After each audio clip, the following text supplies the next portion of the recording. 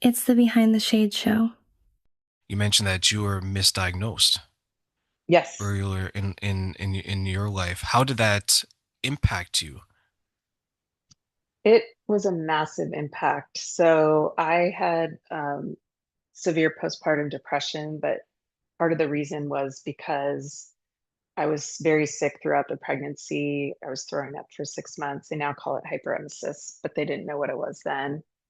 And then I had preeclampsia and was on partial bed rest. So when my son was born, my first son, I had, you know, just a lot of symptoms of depression. I went to my doctor and was diagnosed with postpartum depression. So he immediately put me on Prozac. And when I took Prozac, my mood started cycling.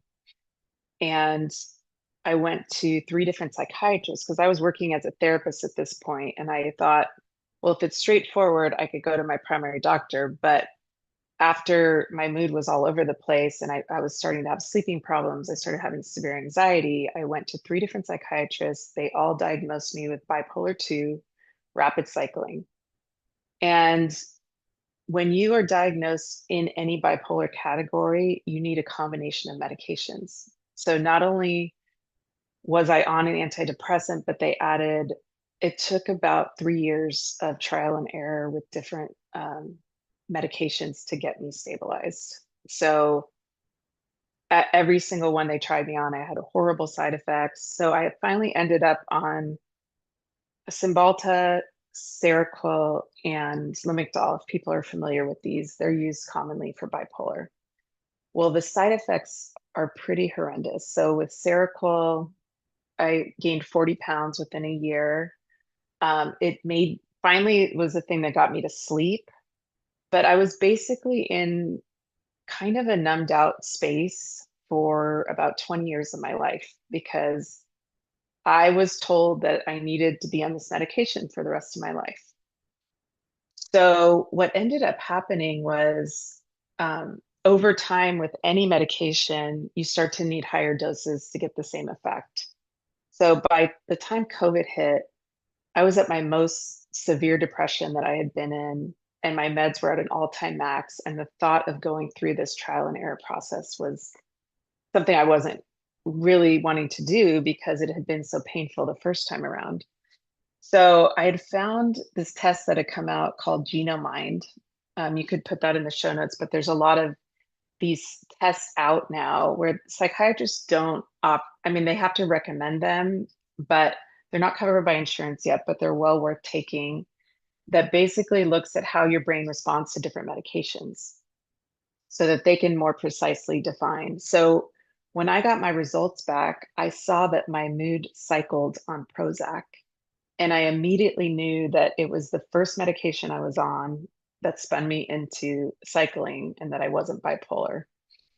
So there was such a sense of relief finding that out because there were more treatment options for just depression versus bipolar. And that meant I didn't need to be on these medications. So over the past 2.5 years, I've been tapering down. I'm now down to 40 milligrams of Cymbalta, and that's it because I never needed them. And I had so many side effects, high blood pressure, high blood sugar. I've lost the weight that came with that.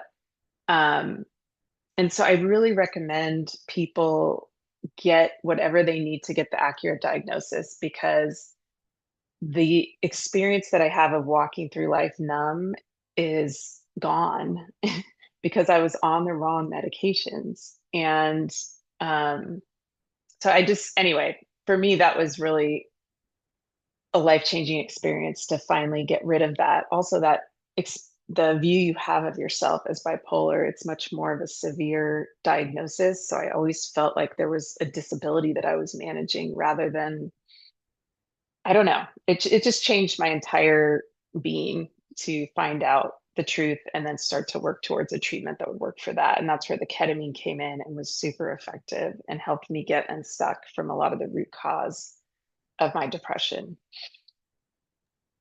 Looking back, what are some of the emotions that you're experiencing once you realize that you're misdiagnosed? I mean, a ton of grief and loss.